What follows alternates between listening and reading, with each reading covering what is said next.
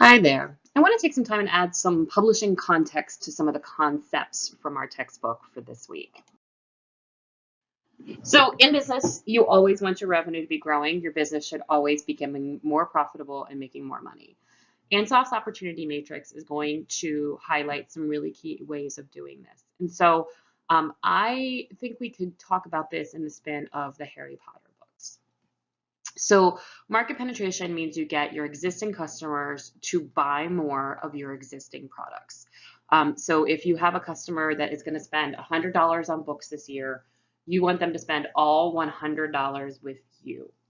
And so think about, if you're the publisher of Harry Potter and you have an entire line of young adult fiction, how do you target that existing line to your existing customers and get them to buy all of their books from you? Market development means attracting new customers to existing products. And I would argue that selling film rights is actually market development for a lot of books because you see the book sales skyrocket, you see new customers coming in. For Harry Potter, market development could also be marketing to a younger generation to bring them up into this world of books.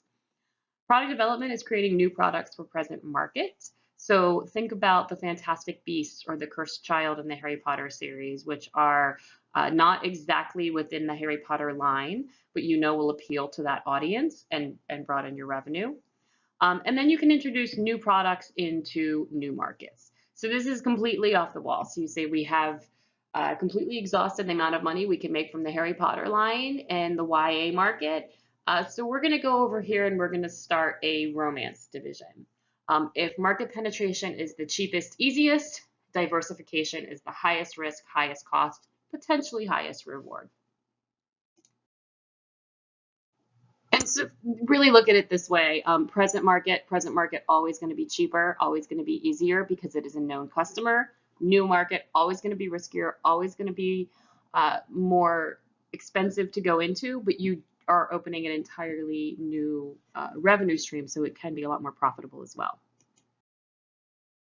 I think this is really important to talk about in terms of publishing portfolios. So within any product portfolio, you're going to have stars that generally have really high margins because you sell a ton and they don't cost a lot. You're going to have cash cows that are steady and consistent and just bring in revenue that you can count on. Question marks, which who knows whether they'll be good or bad, and dogs. And really, every successful publishing portfolio needs all of these things. You hopefully don't have a lot of dogs, but not every question mark is going to become a star. And so think about, going back to our former example, your Harry Potter series is going to be a cash cow. The Harry Potter publisher is going to see consistent revenue coming from that book series, probably until the end of revenue in publishing. And then every year you'll release new books. So in 2016, The Girl on the Train was a star. It was kind of a sleeper hit. Movie rights were licensed, sold tons and tons of books. Probably not going to have the staying power of a Harry Potter. And then you're going to have the question marks. And so question marks a lot currently are sourced from self-published books. You see that with 50 Shades of Grey. I will tentatively admit that I have read 50 Shades of Grey, mostly out of morbid curiosity, and I promise you that no publisher would have taken a chance on that book before it was a self-published success. But question marks are where you discover new authors, you discover new market trends, you try things to see if they work. Sometimes your question marks will become stars. Hopefully they become cash cows, and sometimes they become dogs. And I think that's pretty self-explanatory. So within your portfolio, you're also looking at the strategies for developing your portfolio. So most particularly large publishers, unless you're a niche publisher, you're going to have a lot of different lines. If you're a niche publisher and you only publish one thing, you might have a lot of different authors. So build means that you are identifying this as an area that's going to drive revenue growth. So if you think of a large publisher and they have a young adult list, a contemporary adult list, a cookbook list, and maybe some nonfiction, they're going to look at that and say, you know what? We're going to build our young adult portfolio because that's very profitable right now and there's a lot of interest. We're probably going to start to de-emphasize our cookbook line because Pinterest is cutting into that. That de-emphasizing is calling harvest, which which means you're not going to stop publishing, but you're not going to keep publishing new stuff and investing. Hold, keep it as it is. So a lot of nonfiction lines you're going to see hold. You know, they're slow and steady business. People buy them, they sell really well, but it's generally not where a lot of people are investing maybe right now. Divest means you have just decided that there is no point in publishing in this area anymore. I am an avid crocheter, and most publishing units that used to sell pattern books for crocheters and knitters are no longer doing that. They have divested those lists. They have either sold them or moved all of those products out of print, and that is because of the rise of things like Pinterest and free online patterns. There's just not profitable anymore.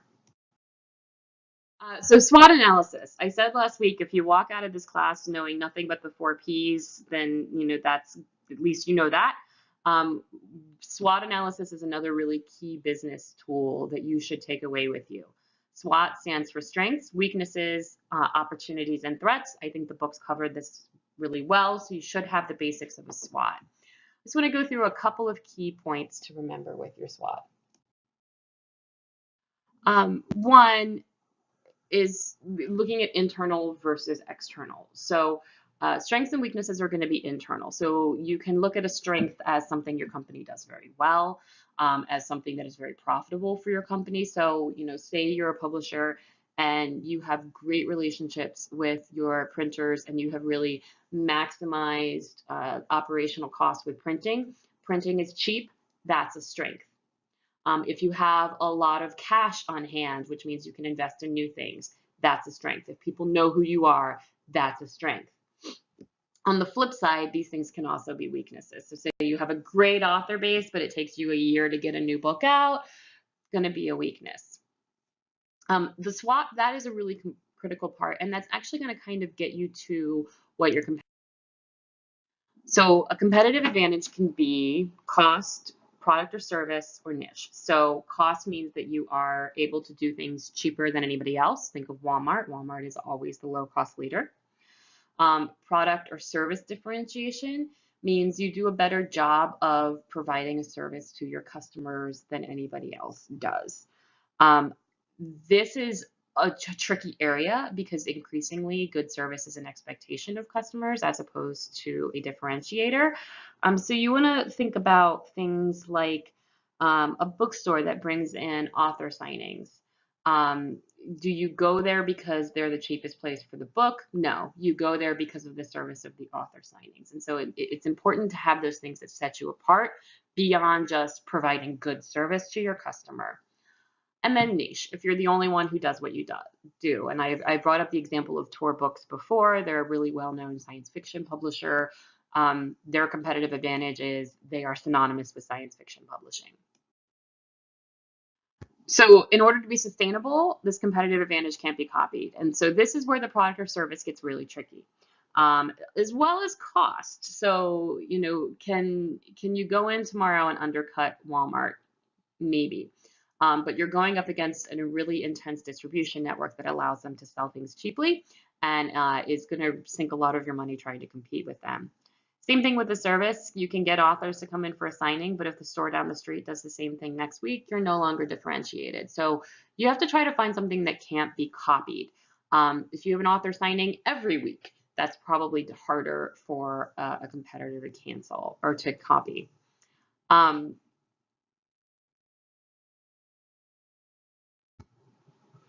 then we'll be talking about this throughout the course. It's really, really important to have a target market strategy.